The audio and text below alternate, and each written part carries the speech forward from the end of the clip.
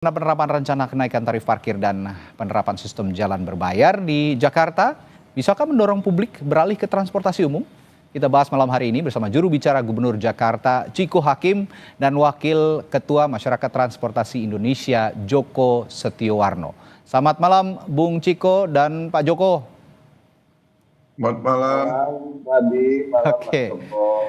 Baik, Bung Ciko. Kenaikan tarif parkirnya berapa nih kalau mau diterapin? Udah ada bocoran belum dari Mas Pram sebagai gubernur? Ini Radi, jadi pembahasannya bukan dimulai dari kenaikan tarif parkir. Konteksnya adalah Pak Pramono Anung dan Bang Dul atau Mas Narto Karno ini ingin memperbaiki sistem transportasi massal di Jakarta. Itu dulu. Nah, artinya apa? Kan kita udah lihat nih, sekarang Transjakarta berubah menjadi Trans Jabodetabek. Kita services yang kita layani itu bukan hanya masyarakat Jakarta yang berada di lingkaran Jakarta aja, tapi juga masyarakat luar Jakarta yang commute ke Jakarta atau ingin bertandang ke Jakarta. Bogor Blok M, ya kan, Pik, ya kan, ada Sawangan, Lebak Bulus, dan akan lebih banyak lagi, dan armadanya akan diperbanyak, rutenya diperpanjang, dibikin senyaman mungkin, dan kemudian Mas Pram juga sempat menyampaikan sebelum sampai ke pembicaraan soal parkir, beliau mengatakan di daerah-daerah lain yang juga Trans Jabodetabek ini lewat, sebisanya maksimal itu jarak dari rumah sehingga bisa ke feeder atau Jaklingko atau mikrotrans terdekat itu tidak boleh lebih dari 200 meter. Itu dulu. Nah, dan ini kita harapkan yang menjadi suatu prioritas dan akan dibangun terkait juga termasuk dengan MRT juga, harapannya juga MRT nanti nggak cuma berhenti ke Lebak Bulus, lebih jauh lagi sehingga Jakarta akan bisa diurai kemacetannya dan lain-lain. Itu dulu. Nah, ini yang menjadi prioritas. Kemudian kalau ini sudah terjadi, masyarakat sudah nyaman, masyarakat sudah disodorkan dengan transportasi massal yang bisa diandalkan, ya, tersambungannya juga terjamin, tidak terlalu kilometer, cukup bisa ke feeder. Nah, kemudian tentu tarif parkir wajarnya memang sudah harus itu tadi, ya kan. Kemudian juga IRP, ya kan, untuk karena kita berharap memang budaya untuk menggunakan transportasi massal ini, apalagi di sebuah kota metropolitan, ini kan sebuah keniscayaan yang nggak bisa dielakkan ke depan. Nggak mungkin lagi mobil harus bertambah-tambah terus di Jakarta. Sekarang aja udah seperti ini kan, Rad. Ya kan, Radi sendiri kan commute dari luar kota kan. Tahu aja nih. Bung Ciko, jadi tadi itu, ya pasti akan naik. Nah, itu berapa nggak tahu, kapannya juga ya kita tunggu. Karena kita tunggu sebelum naik, kita nggak boleh dong, kita nggak mempersiapkan transportasi massal yang memadai. Kalau gitu tadi juga Bung Ciko kan menyinggung soal cakupan wilayah operasional transportasi publik. Tadi warga Jakarta sendiri yang diwawancarai reporter kami itu ngasih nilainya udah cukup baik, 8 katanya untuk fasilitas transportasi publik yang sudah ada di Jakarta.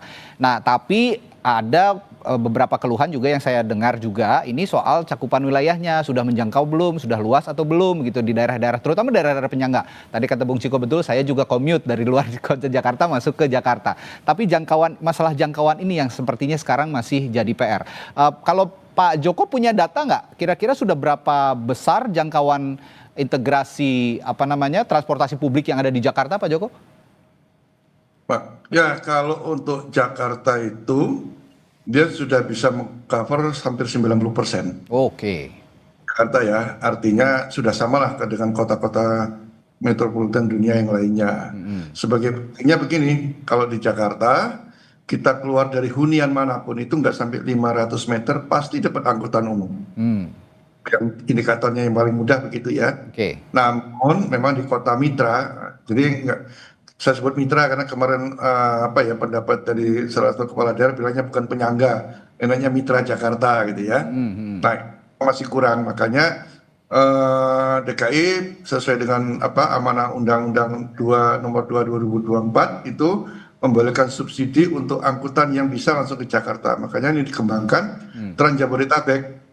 Ini sudah ada 6 koridor, itu pun masih kurang lah. Artinya big bone-nya untuk daerah penyangga sudah ada lah ya. Nanti beberapa halte itu yang nanti akan dihubungkan dengan feeder-feeder ke perumahan yang sekitar 1.900-an perumahan di Bodetabek loh. Cukup banyak itu, 1.900.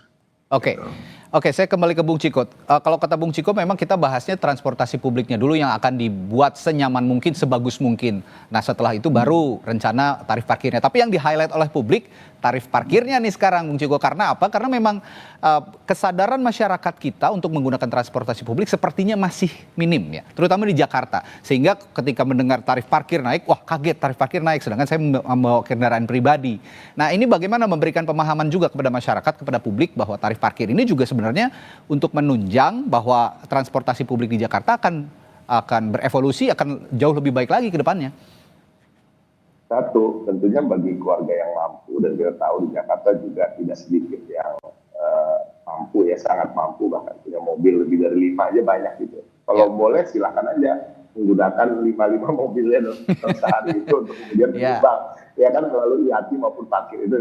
Ya. Yang kedua, memang kadang-kadang simultan ya, berjalan bersamaan dengan tadi perbaikan sistem transportasi, menambah rute, menambah armada, memperpanjang rute, ya kan, mendekatkan feeder dari perumahan-perumahan dan lain-lain. Ini berbarengan dengan itu tentu perlahan nanti parkir juga dinaikkan dan IRP juga akan diterapkan. Nah, artinya memang ada, selain kita harus menyediakan suatu hal yang nyaman juga, tapi ada unsur, memang kadang-kadang harus ada unsur paksaan dan tanda kutip ya, dan tanda kutip. Artinya apa? Karena memang banyak orang yang belum terbiasa menggunakan transportasi massal, tapi kalau memang dia tidak terpaksa, atau ada semacam paksaan karena situasi atau karena peraturan misalnya gitu ya, itu kan tidak akan dilakukan. Contohnya saya secara pribadi, saya ini bukan pengguna transportasi massal, tapi karena sekarang jadi pegawai di Pemprov, jadi staf khususnya gubernur, setiap hari Rabu itu kan wajib ya naik MRT, LRT. Dan selama ini saya kalau naik MRT itu cuma karena ingin anak-anak saya yang kecil-kecil, cobain yuk MRT gitu, bukan untuk commuting gitu. Nah, ternyata setiap Rabu ini udah Rabu yang kelima, loh kok ternyata oke banget nih gitu. Jarak tempuhnya atau waktu tempuhnya malah lebih singkat saya pulang dari balai kota, ya kan, sampai ke rumah, ya kan, sambung menyambung ambil MRT, kemudian pas Transjakarta dan lain-lain, itu kok jadi lebih cepat gue nyampe rumah gitu. Oh, emang ternyata sudah memadai. Makanya seperti yang disampaikan teman kita tadi yang di Sabang tadi mengatakan bahwa ternyata 80% gitu. Saya sebelumnya terus terang aja jujur, Radi, nggak pernah gitu bahwa senyaman ini, seenak ini, dingin juga ya dalam Transjakarta, dingin banget dalam MRT dan bersih banget stasiunnya dan lain-lain. Jadi mudah-mudahan simultan sambil berjalan dengan tadi kita mencoba memutakhirkan semua peralatan transportasi kita, moda transportasi kita, menyamankan dan mendekatkan dari perumahan-perumahan. Itu juga nanti masyarakat yang memang harus dipaksa dalam tanda kutip tadi, ya kan, karena parkirnya sekarang mahal, pakai IRP pula, ya kan. Jadi saya coba nih, saya yakin akan banyak yang tercerahkan seperti saya untuk kemudian lebih senang menggunakan transportasi massal. Ya, memang mayoritas masyarakat yang ada di Jakarta beraktivitas sehari-hari ini penuhnya yang commute begitu ya, yang warga asli Jakartanya sendiri tidak terlalu banyak. Tapi ya ini untuk juga memfasilitasi yang commute itu tadi, karena bagaimanapun Jakarta ini ataupun masyarakat yang commute itu juga bagian dari Jakarta karena mereka beraktivitas sehari-hari di Jakarta. Saya ke Pak Joko lagi. Pak Joko, kalau tadi soal tarif parkir ini belum disinggung secara menyeluruh begitu ya oleh pemerintah Provinsi Jakarta. Tapi saya ingin tanyakan juga, kira-kira kalau nanti kebijakan ini diterapkan, seperti tadi Bung Ciko bilang, ini buat bikin masyarakat kapok dulu nih untuk bawa kendaraan pribadi, tarif parkir mahal baru pakai transportasi umum. Kira-kira ngaruh nggak, bisa menumbuhkan minat masyarakat ataupun kesadaran masyarakat untuk menggunakan transportasi publik nggak? Saya kira memang harus ada istilahnya ada push and pull strategi ya. Pull-nya itu sudah disediain public transport tadi. Untuk Jakarta sudah 90% kan. Kalau push-nya itu memaksa orang untuk menggunakan angkutan umum. Sudah dicoba dengan sekarang ganjil genap, tapi itu tidak bisa. Ya punya cara lain. Ya nantinya mungkin IRP itu salah satunya ya. Tapi saya kira itu ampuh lah. Beberapa kota juga sudah menjalankan. Tapi tentunya untuk warga yang di Bodetabek ini memang harus disediakan angkutan umum sampai dengan kawasan pemukimannya. Itu tadi ya, Bodetabek. Kemudian ada feeder-feeder yang masuk kawasan perumahan sekitar 1.900 perumahan loh. Cukup banyak itu. Banyak ya? Cukup banyak. Saya punya data itu ya. Saya udah nulis lah di beberapa. Itu 1.900 yang ada di Jakarta saja atau daerah penyangganya juga? Itu daerah penyangga. Penyangga, oke baik. Tapi kalau Jakarta kan tadi saya katakan sudah 90% semua kawasan pemukiman di Jakarta sudah terjangkau semua. Tinggal Bodetabek ini. Nah itu, nah, kalau itu sudah diberikan, dan mulai sekarang sudah yang penting ditata parkir tepi jalan. Potensi parkir tepi jalan Jakarta itu pernah kami hitung tuh setahun sebenarnya bisa di atas 3 triliun setahun. Wow. Lumayan kan potensinya cukup besar. Bahkan ada teman saya menghitung katanya bisa sampai 4 triliun itu untuk kota Jakarta. Itu belum dinaikkan loh ya tarifnya? Belum.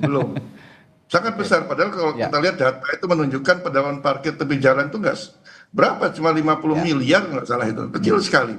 Berarti kehilangan cukup banyak kan, itu ditata dulu. Karena banyak kuasa yang katakanlah dengan ormas-ormas atau yang liar itu ditertibkan. Potensi cukup besar lah. Nah itu gimana tuh Bung Ciko? Ini juga perlu jadi bahasan sepertinya oleh pemerintah Provinsi Jakarta. Banyak juga kalau kata Pak Joko tadi parkir-parkir yang tidak dikelola dengan baik oleh pemerintah Provinsi Jakarta, melainkan dikelola oleh pribadi-pribadi atau individu-individu. Potensinya sangat besar, 3 triliun. Kalau memang itu jadi pemasukan atau PAD Provinsi Jakarta kan luar biasa, Bung Ciko. Sangat sepakat. Artinya memang sekarang kita sedang mengadakan kajian bahkan sampai ke apakah perlu dibuatnya BUMD khusus untuk perparkiran, ya kan? Karena memang ini suatu hal yang masif, yang Jakarta itu kota yang berliku jalannya, ya kan? Dan kemudian orang parkir di jalan ini udah menjadi kesalahan klasik lah, seperti banjir dan macet, dan udah puluhan tahun sejak Jakarta ada, dari Orde Baru bahkan ya, tidak reformasi juga. Dan ini suatu tantangan bagi pemerintah Mas Pram dan Bang Dul tentunya untuk menertibkan. Tapi Mas Pram sebagai gubernur sudah tegas mengatakan bahwa digitalisasi parkir ini suatu keharusan, dan ke depan harus dikelola secara profesional. Secara profesional ini yang sedang kita kaji. Apakah melalui BUMD khusus perparkiran atau kita serahkan kepada swasta yang kemudian ikut lelang yang profesional.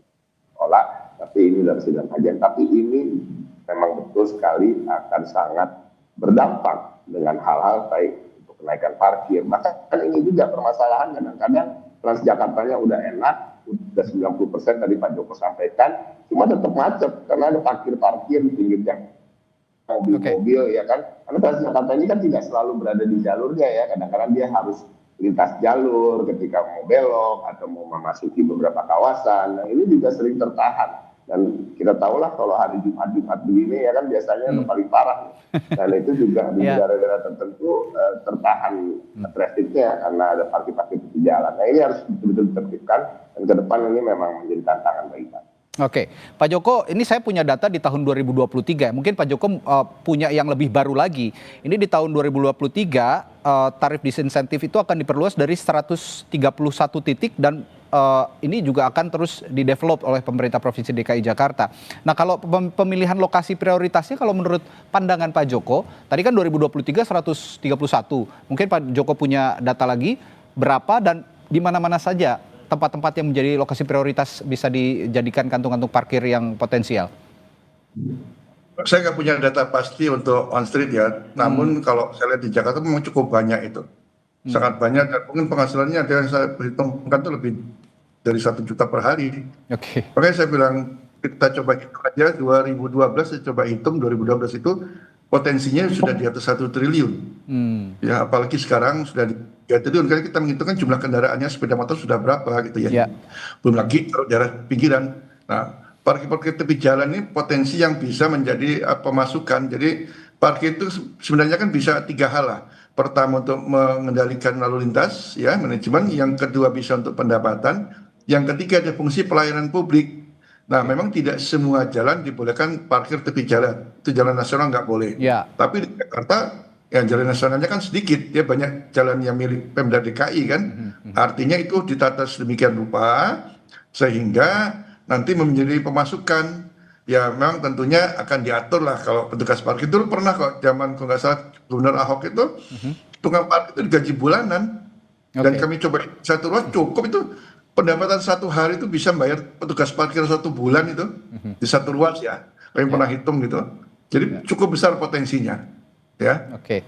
Dan termasuk juga area-area yang diperbolehkan parkir dan juga dilarang parkir begitu ya Pak Joko, karena ya tidak semua tempat juga bisa ditempati oleh masyarakat untuk berparkir. Kalau di negara-negara maju kan misalnya begitu ya, ada sistem tiketing. Kalau memang tidak boleh parkir tapi parkir di situ, tiba-tiba ada tiket tilang gitu. Nah, ini masyarakat kita itu sebenarnya memang harus dibikin jera dulu gitu, baru bisa tertib kayaknya gitu ya Pak Joko ya. Jadi begini, makin ke pusat kota, itu lahan parkirnya dipersempit. Makin kecil, tarifnya makin tinggi, seperti itu caranya. Tapi pemerintahnya bagus gitu ya. Saya kira Jakarta, kota Jakarta sudah bagus, ini tinggal daerah pinggiran lah. Saya kira kalau benar-benar ini serius, dan Jabodetabek sudah ada, nanti ada penambahan lagi sampai kawasan perumahan, sudah disediakan poolnya, tinggal ngepusnya aja. Memang harus dipaksa. Ada yang sadar kan, banyak yang tidak sadar juga, karena Jakarta pun sudah 90% wilayahnya itu yang beralih sebenarnya baru 10%. Karena sepeda motor itu menjadi predator. Terakhir saya ke Bung Ciko. Bung Ciko, untuk tataran sosialisasi, ini kan juga rencananya tetap ada ya, karena ini sudah tertulis begitu, sudah ada rencana untuk menaikkan tarif parkir, meskipun tadi entry point-nya sebenarnya dari transportasi publiknya dulu. Tapi untuk strategi komunikasi dan sosialisasi Pemprov memastikan masyarakat ini memahami manfaat kenaikan tarif parkir, seperti untuk pengurangan polusi udara dan juga mengurangi kemacetan, gimana strateginya? Ya salah satunya kita minta Radi sering-sering undang saya langsung. Kita membicarakan ini bersama Pak Joko. Sekalian ya. Intinya gini, seperti saya sampaikan tadi ya, masyarakat itu kita harapan kita ini, saya yakin kok masih ada puluhan persen ya yang belum pernah mencoba betul-betul menggunakan transportasi massal ini sebagai alat commuting, bukan alat rekreasi semata ya. Seperti saya contohnya itu saya katakan dalam 100 hari pertama pemerintahan Pak Pram ini udah 5 kali hari Rabu dan saya udah enjoying dan akhirnya saya menggunakan juga di hari-hari yang lain gitu. Jadi emang harus dicoba deh transportasi massal yang khususnya masih di lingkaran Jakarta, seperti tadi Pak Joko sampaikan, nggak nyampe 500 meter dari tempat perumahan udah ada feeder gitu. Bahkan di beberapa tempat tinggal jalan sedikit udah ada dapat Mikrotrans yang gratis itu, yang kemudian ada 15 golongan gratis, dan banyak lagi lah manfaat-manfaat yang kita bisa dapat kalau kita menggunakan transportasi. Ya, dalam tataran implementasi tentu saja ditunggu publik, ditunggu masyarakat Jakarta, dan saya juga pernah bilang sama Bung Ciko, enak kan naik transportasi umum, ternyata dibuktikan enak, beneran kan? Nah jadi kita tunggu implementasinya Bung Ciko dari Gubernur Jakarta Mas Pramono Anung dan juga Bang Dul, Wakil Gubernur Jakarta. Semoga ini juga jadi solusi bagi masyarakat Jakarta untuk bisa lebih nyaman lagi, terutama dalam hal berlalu lintas begitu ya, lebih nyaman, dan juga bertransportasi publik juga lebih nyaman, sehingga Jakarta bisa dinilai sebagai kota yang aman dan nyaman. Terima kasih Bung Ciko Hakim dan juga Pak Joko setelah berbagi perspektif.